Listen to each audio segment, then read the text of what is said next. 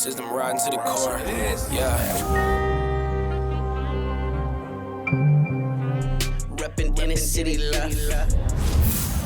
This is the Inner City Left broadcast. Today is Tuesday, July 7th. I'm Amin TMK alongside Amoja Lil Tanky Sumler. Amoja, hello. Happy Tuesday. How are you doing? How was your fourth and all that other stuff? Oh, man, being a America. DC guy, we love it, man. America, man. I mean, when I think about the 4th of July as an American, I think about what Frederick Douglass said about it.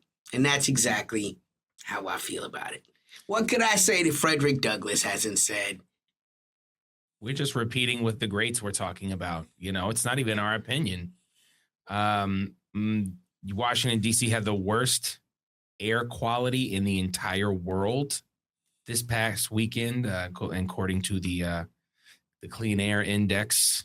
So that was due to the fireworks. So shout out to everyone breathing in the toxic smoke and waste from these fireworks, and also the wonderful pollution in our city. You brought up the pollution, and it made me think about another thing. This is something that really nobody in America knows, right? Other than the Washingtonians that was here, you know what I'm saying? And all of the people that came to visit, shout out to all the militias. They seen it. But it's the wildest thing in the world, right? Looking up and seeing F-117s flying over your head in formation. Well, right, like watching B-2s flying over your head, like hella, right? Like, and I say this as a person that watches, like, I watch the Russian Maydays, I watch the Chinese Maydays, and I think to myself, like, oh, wow, like a parade almost, these weapons are presented and they're marched through the streets and all of the people are standing out, right? And I was asking myself, like, why does it feel so different? And it's like, it's the difference between watching a gun that's disassembled pass in front of you and watching somebody run by with the loaded gun. Like, you're going to have a very different feeling, man.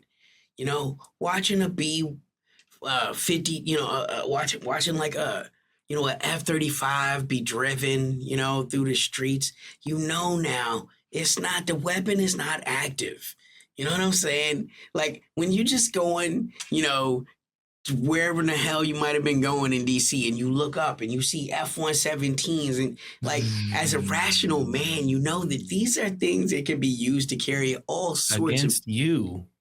Right? It's like, I'm sorry, this happened man. in Philadelphia one time. Right. Move on. Mm-hmm. But you watching it, and it feels very Hunger Games, Like, for me, I don't be like, oh, wow, I'm so impressed, or like, if you do, at first it's like, wow, that's amazing.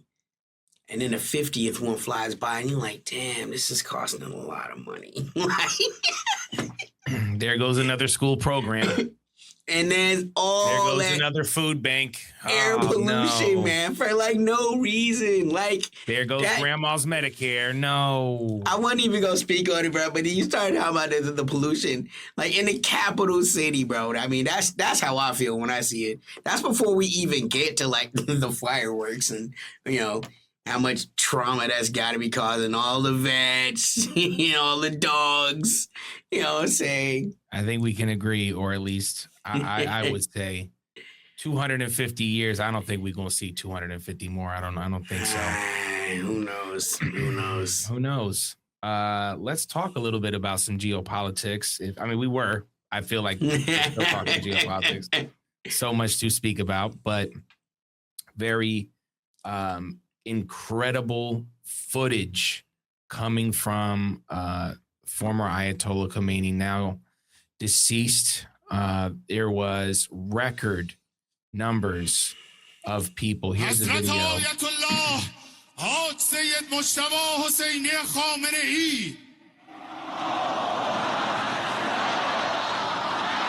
For our podcast listeners, this is what looks to be at least 1,000 people. They got the little mist out there too. I don't know if you can see. Yeah. See, that's what was blowing me, actually. I was going to speak on that. یه دست خالیتونم بیارید بالا. میخوایم لبیک بگید. هم به آقای I شهیدمون mean, هم به this was آقای quite the رشیدمون. production, man. اونهایی که آماده هستن. البته و صد البته حضور در این میدان خودش اعلام بیعت و لبیک گویی است. اما حالا میخوایم با صدای بلند و رسا You see a different angle right دلخوشی there. دوستان ایران اسلامی Absolutely packed. کوری This was چشم دشمنان It's انقلاب mind blowing. all it's, throughout Tehran. Estimates up to 12 million. no. 12 is what I saw on the low end. I've seen 12 to 20 million. This is reported to have been the largest funeral in the history of humanity. Let that resonate with you, right? When people think like, oh, inner city left, oh, they tripping.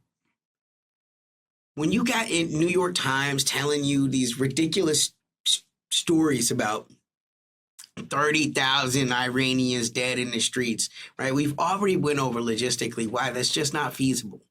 You know, why you have to have extreme caution when you repeat any of those kind of stories. You know what I'm saying? Like, how did you get rid of 30,000 people? Like, there's, okay, the Ukrainian conflict right now in the city of Konstantinivka, the Russians recently, and we'll come back to this in more detail, but I just need to explain to you what a ridiculous amount of number that 30,000 dead people are, protesters is, right? They conquered the city, the armored city of Konstantinivka, one of the largest cities in all of Ukraine, okay? The Russians offered the Ukrainians the opportunity to come and pick up their fallen dead. It's 12,500. This was an armored city with people fighting back, right? That's still not as many people as what the Americans want you to believe. The American media wants you to believe like these guys went in 3 days and killed that amount of people. Like even when this happened in Konstantinivka, the Russians had to move the bodies because you can't leave dead bodies in the street. It's not just like politeness. Like that's how epidemics happen. You know, you have to dispose of these things. And the Ukrainians don't want to return those because then they'd have to admit these are KIAs. Now let's bring this back to this funeral.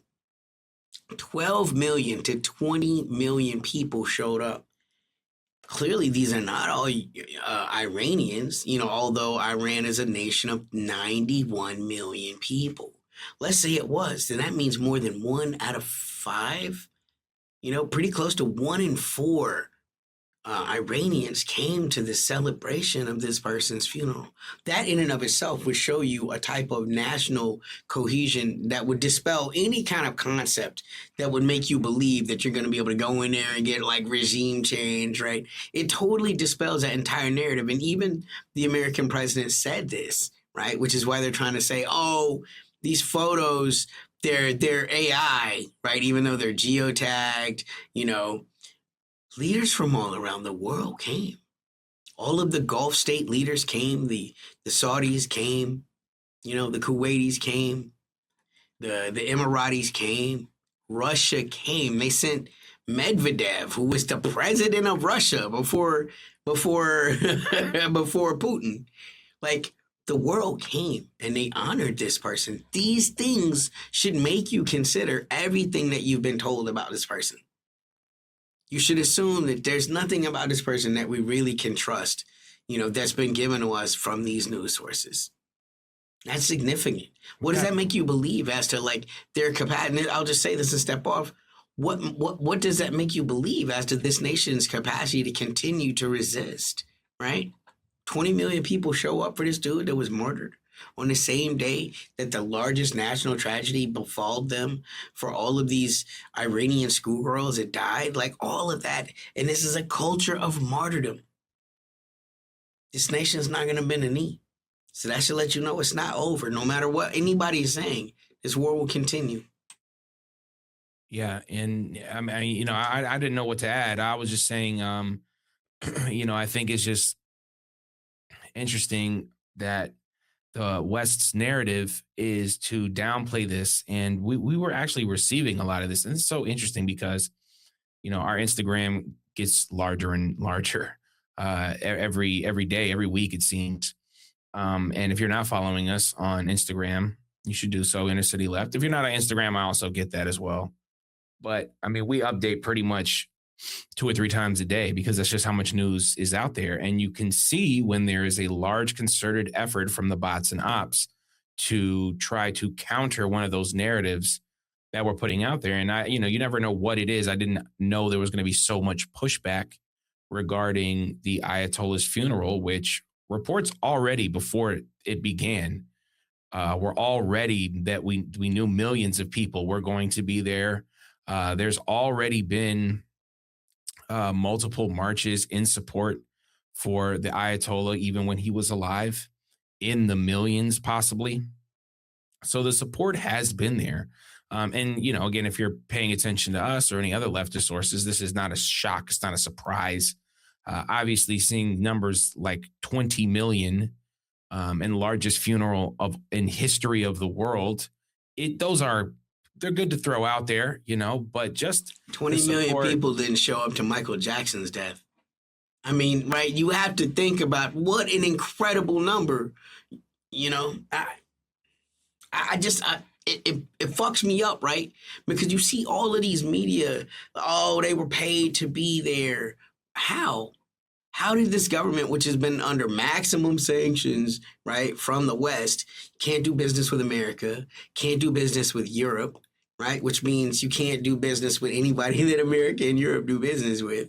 There are only a couple of countries left in the world that even leaves. So how could a country like that's also under active military blockade then be able to afford to pay 20 million people? But the thing that did stand out, you mentioned this earlier, right? The fact that this is the summertime in Iran. Iran is a hot place, the Middle East, man. They had all of that water just being misted out to the crowd so that nobody would have like a heat stroke or suffer under the temperatures that had to be incredibly oppressive. Compare and contrast that again, right? At America, man, I don't give a damn. It could be Barack Obama.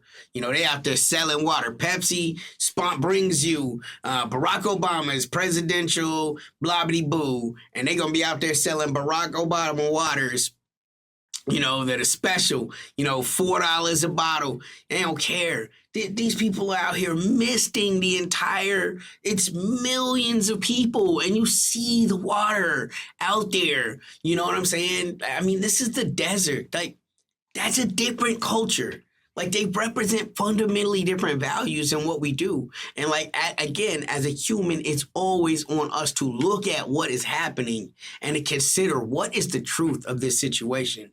Because I'm looking at this, and this is I mean, Donald Trump didn't do this for his most ardent fans that came to his UFC birthday party and sat in the National Mall, right?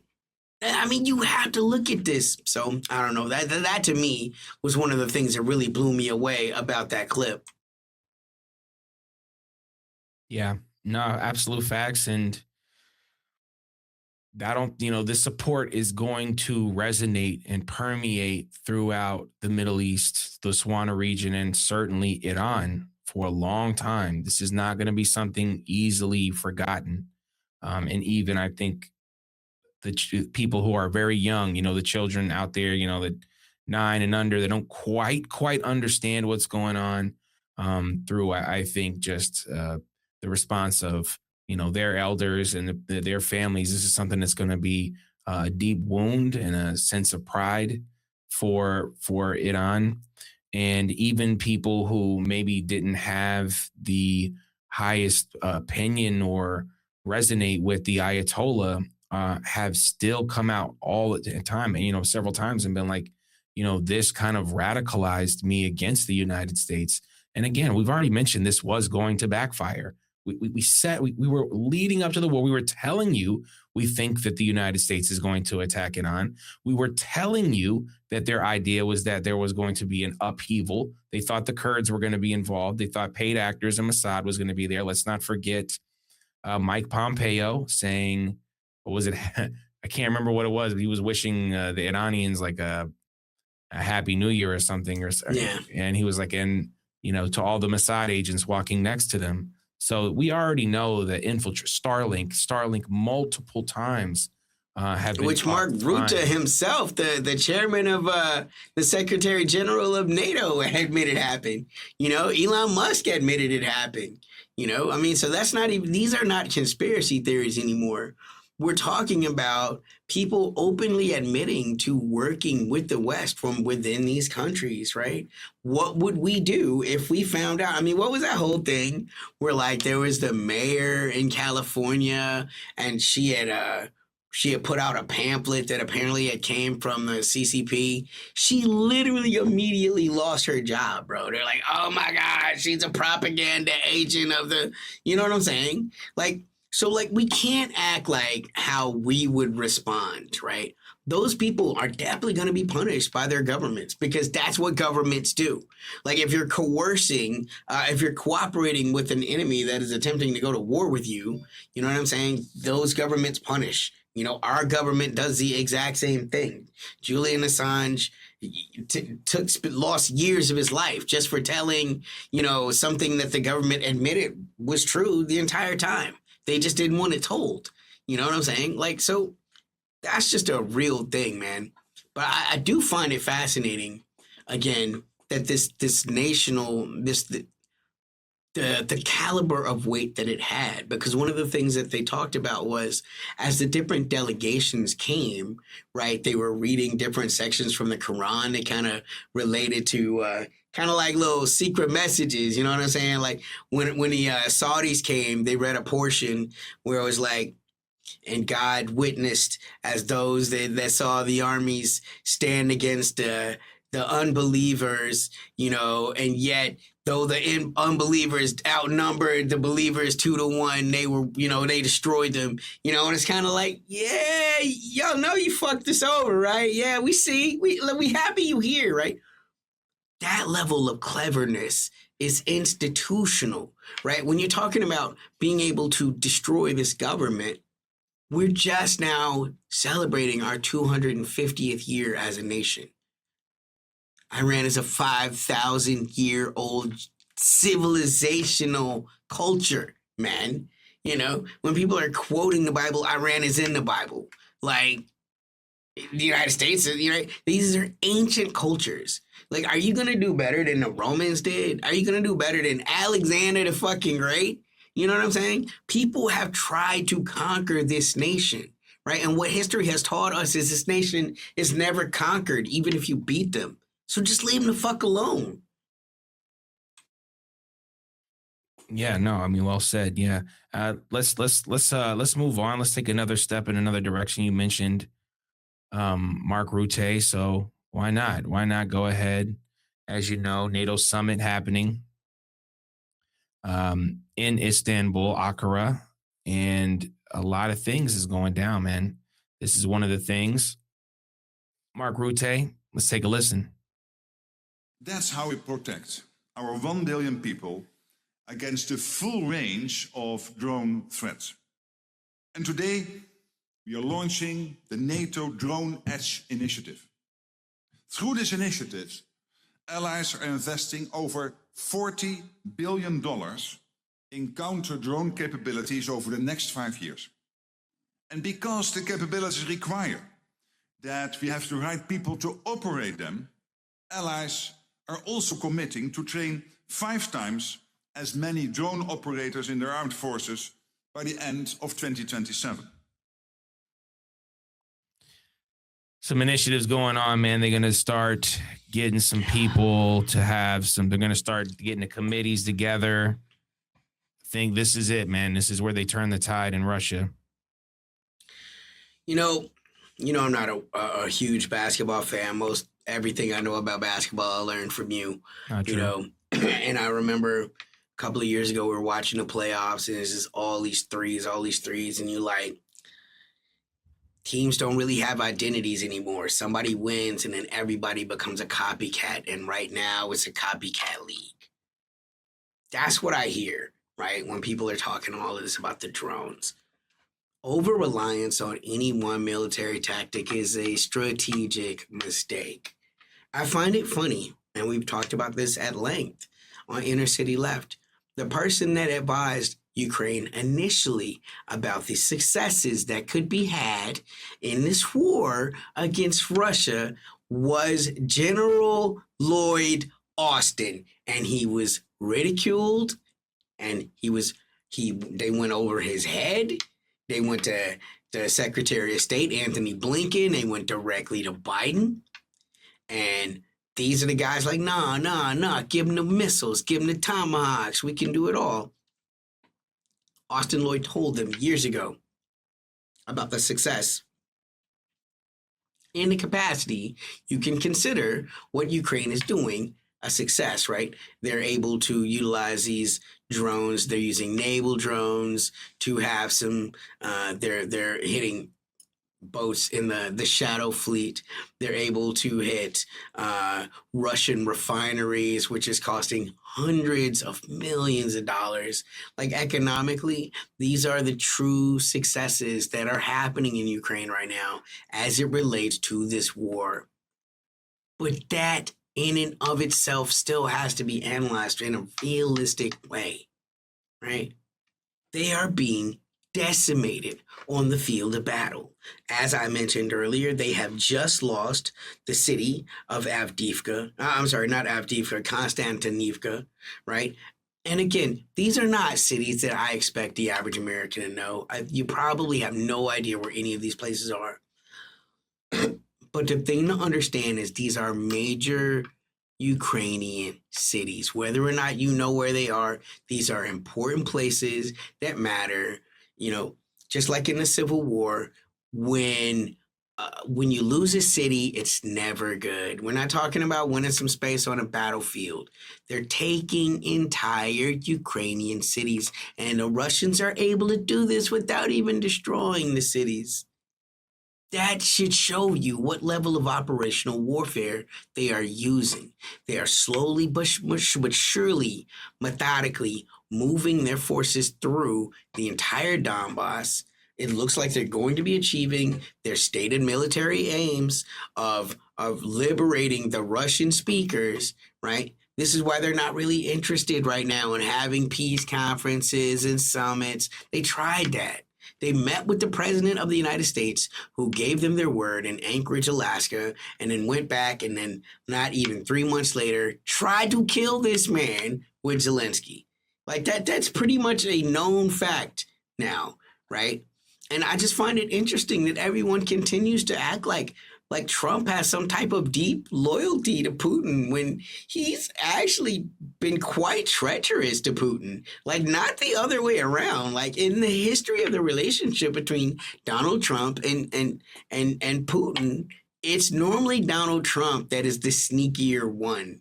You know, it's certainly not like Putin has some kind of power over him, because despite whatever type friendship that Americans seem to think that Donald Trump and Putin have, Donald Trump has never ceased to add lethal military aid to the Ukrainian army. And this is a Ukrainian army that shows less and less signs of restraint. We've already talked about how it's the first terrorist attack in the history of Monaco, okay, from a Ukrainian trying to kill a Ukrainian oligarch. Come to find out, this was a woman who was trained by the Ukrainian special forces. So, like, that's an incredible thing, right? This person now has a warrant. We have incredible tensions that continue to develop between Poland and Ukraine as we're moving into this NATO conference right now. I think one of the things that's interesting about Mark Rutte talking about creating this drone net, right, is even though the trainers are going to be coming from Ukraine and they're going to use this as another opportunity to funnel them tech and funnel them money, Austin, presumably under the auspices of a consultation fee, right?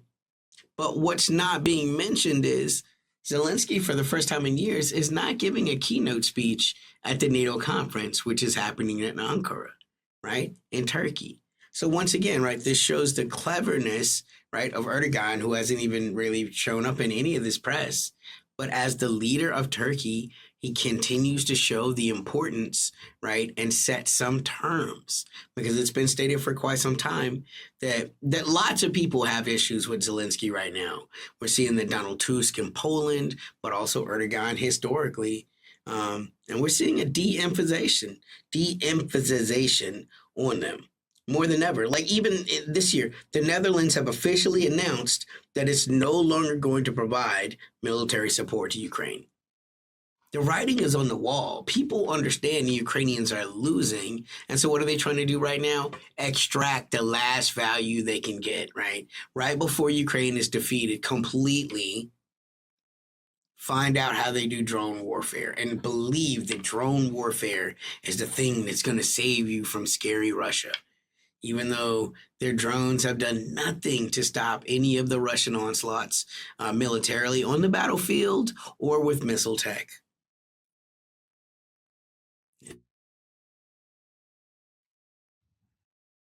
Yeah. And, I think the whole conversation surrounding Trump being some sort of Putin puppet is just liberal idiocy.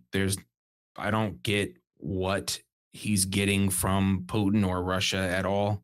The entire Russia gate was completely debunked. It was silly in general. The United States meddles in elections. I'm not gonna lie, I didn't want the dossier thing to be true just because that was a little spicy, but that's salacious.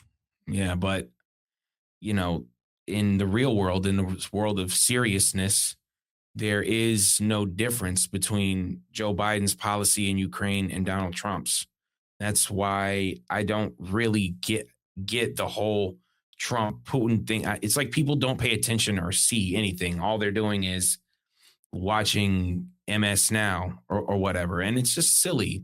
And it goes back into this point. I want to play this from Zelensky because it's to let you know just the whole idea of a fantasy land, because that's what they live. They live in a fantasy land. If you've been following us and watching the reports that we post, again, not us, other people, that Ukraine has been losing for 3 years now.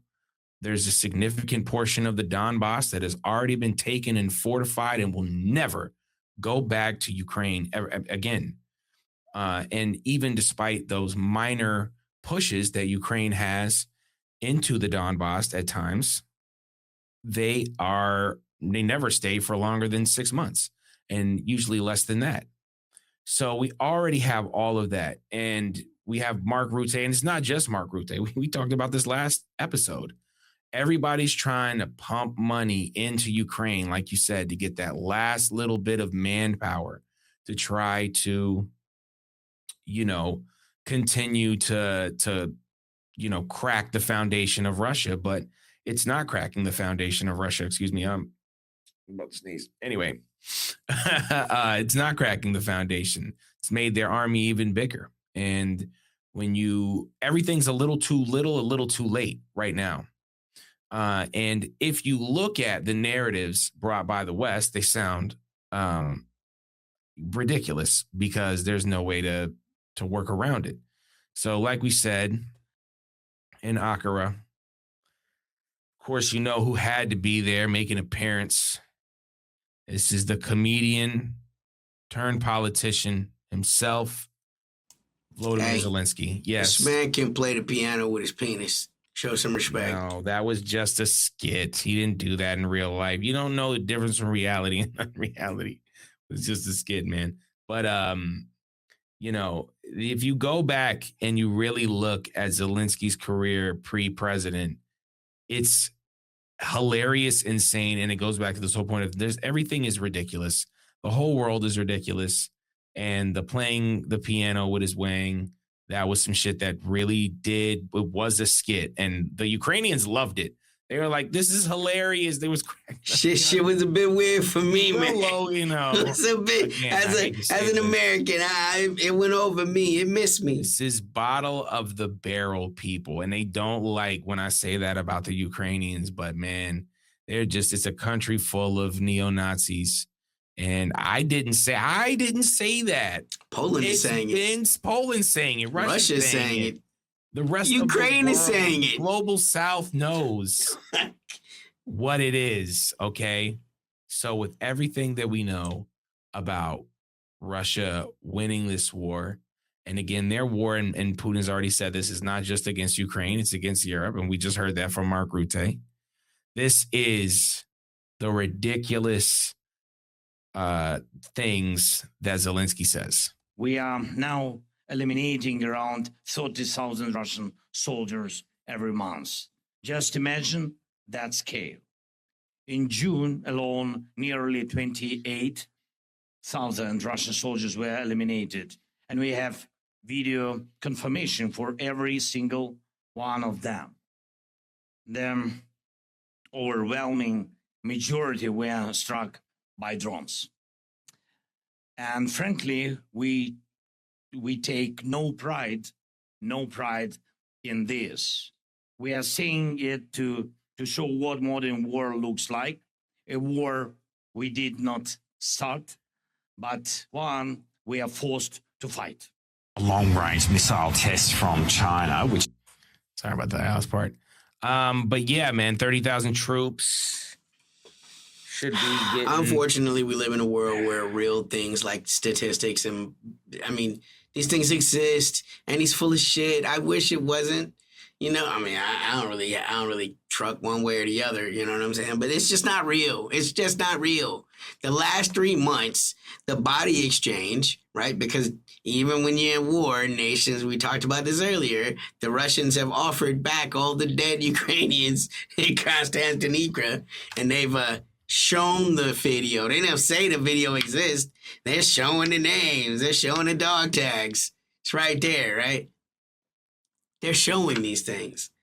Over the last 3 months, it's been about, for every 1,000 dead bodies that the Russians give the Ukrainians give 45 Russians back. Just start to do the numbers. Russia is a country of about 150 million. It's not that big. It's not the Soviet Union anymore. If they were bleeding out 30,000 soldiers a month in a war that's gone on for 4 years, do the fucking math. Why aren't they pulling people off the streets? And they're not. But we know for a fact that anybody from Ukraine that's left Ukraine, even as a refugee in the West, right, is being sent back to Ukraine to die on the battlefield. That's not happening in Russia. Russia's not bringing people out of their jails to join their military. They're not drafting people. They're not even at full military posture right now. They're not even doing national mobilization. They're literally turning away more people than apply. More than 20,000 people a month are applying to be in the Russian military. No one would be doing that if they're dying like that. The Russian military is literally turning people away, saying, it's okay. We got this. These numbers, they're verifiable, and it's sad. It's just sad.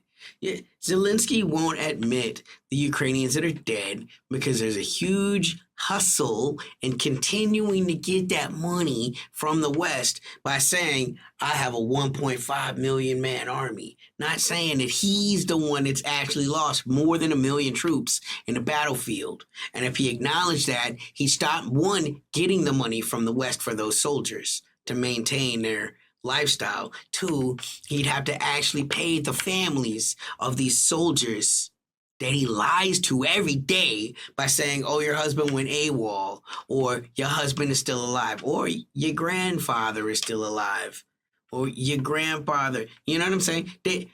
Or right, because let's not forget, they're also impressing women, right? Ukraine is the one that's in a desperate situation. And like, instead of being honest, right, which is something we just don't get in the West, they continue this convoluted, ridiculous lie to make Putin seem completely irrational. And again, this is me not saying that Putin is a rational man. The argument, though, in Russia, please understand, and when I speak to my Russian friends, and I know you have the same, They're like, Putin is actually too old. Putin is actually too nice. We actually need to get a younger dude in here who really to get with it, right? And that's exactly what's been happening in Iran. And that's the irony of always pushing for regime change, because you have no idea who the next guy is up. You just know the guy you think is going to be up, the guy you want to be up. You know the guy you control. And you hope you can spin a narrative and sell him. But if you can't, you just keep him in power forever, like Zelensky. Never forget, Zelensky has been the president of Ukraine since the first Trump presidency. So he's went through the first Trump presidency, went through all of that impeachment over Zelensky, by the way, right? Then we got Biden, and now we're on the second, okay? Trump presidency. Say what you want about Putin, but again, this man actually puts himself up for elections. If elections are so easy to fake, why hasn't Zelensky done it? Zelensky hasn't run for president in quite some time. Look up how long the actual term is for a Ukrainian president. And they always say, they're always being and moaning it, well, oh, it's military, what do they call it? Martial law. There was an election in the Civil War in the United States. Well, the Civil War was happening and fuckers still voted. Yeah. And again, Russia is at war too, and they had an election. But I'm also just, even the provision within the Constitution that it says martial law can be implemented is only for like a year. So even by their own Constitution, he's breaking their own. He's a dictator. It's dictator Zelensky, no other way around that. But he does what we want him to, right? So don't say nothing to me about Nicolas Maduro. Nicolas Maduro had an election. Zelensky hasn't had an election. Yeah, I don't know what to say other than the Russia phobia and the Putin bad. It's just tired, man. And we still get it in our comments all the time. Russia invaded this. It's like, if you do not, all these things require a great amount of complexity to understand, but it does not require decades of research or years of research. It's pretty simple. The United States creates chaos in your country, just like we can look to Venezuela right now with the United States military, the so-called aid, and Israeli officials touching down in Venezuela. And if you allow NGOs and if you allow these types of organizations into your country, your country will slowly lose to a candidate that is backed by the West, because they got a candidate for every country right now, backed, ready to go. And in some countries like Russia, they don't have enough influence to really affect an actual change. And that's why you're left with someone like Putin, because there's no Navaldis out there. There's no real candidate or viable candidate to bring in, because the country doesn't allow it. And this is what we were hoping for in Venezuela. Unfortunately, we have Delcy Rodriguez, which is a conversation for another day. I want to give a shout out to our podcast listeners. We're available everywhere you find podcasts: Apple Podcasts, Spotify, Pocket Casts, wherever. If you got one, we're probably iHeartRadio. Get with us. We're available. Rate us on Apple and Spotify. It's always useful. InnerCityLeft.com, merch store coming soon. Fables, Foibles, Other American Sins, link in the description. Get a copy. Me and TMK everywhere you find music. Lil Tanky everywhere you find music. Patreon.com/InnerCityLeft. Y'all the real heroes. I love you like cooked food. What do we miss today, Tanky? Some feelings, thoughts. What do you got? Yeah, so one of the questions I've been getting a lot is why I haven't been given the ticker. And it's because officially they've stopped counting since June 16th. But as of that last date that those numbers were readily available, we had spent more than $113 billion and $300 million in this unauthorized by Congress attack, unprovoked war of choice with Iran. Yeah, and nothing's changed. For Mojo Tanky Summer, I'm Amin TMK. This is the Inner City Love broadcast. Peace. System riding to the core. Yeah. Reppin' inner city love.